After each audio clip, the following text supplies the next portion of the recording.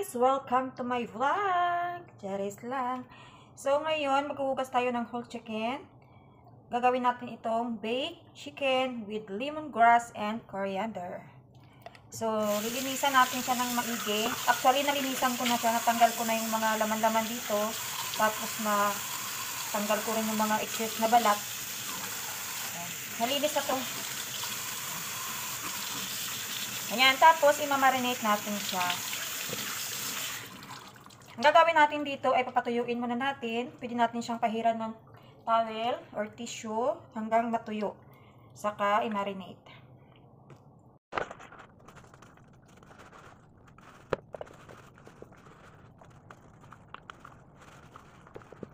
Ito na yung ating pang-marinate. Meron tayong butter, meron tayong ginger, meron chopped garlic, meron tayong garlic, yung added seasoning niya.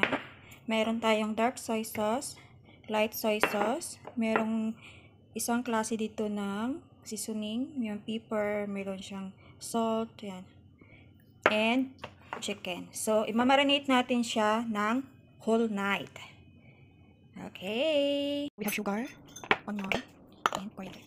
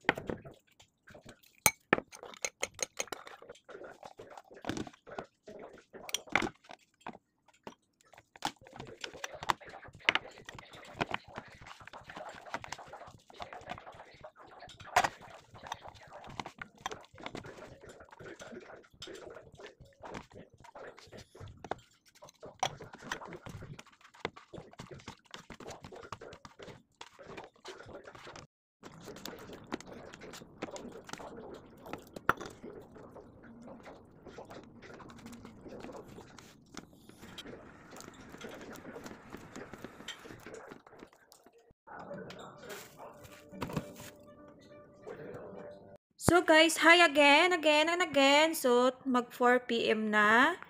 Yung marinate natin kagabi, kukunin natin, ilalabas natin para mamaya hindi na siya masyadong malamig kapag inilagay sa oven. So set aside lang natin diyan. Yan, mamaya ulit. Kailangan natin siyang balik pala. Kasi yung kabila, overnight na siyang nakababad. So balik natin. Pero dito na natin sa yung lasa. So antay natin mamaya kapag makarasan dito. Ay, lemongrass. Ayun.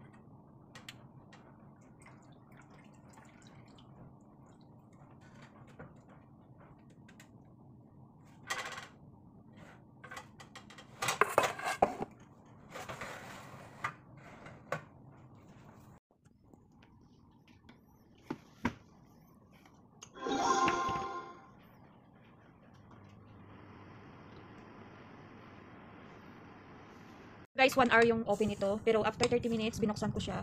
At yung natira nating marinade, kailangan natin ilagay, sayang. So pagkatapos ilagay, ibabalik natin. At antayin ulit yung kalahating oras para buo yung 1 hour. So nasa 180 degrees lang siya.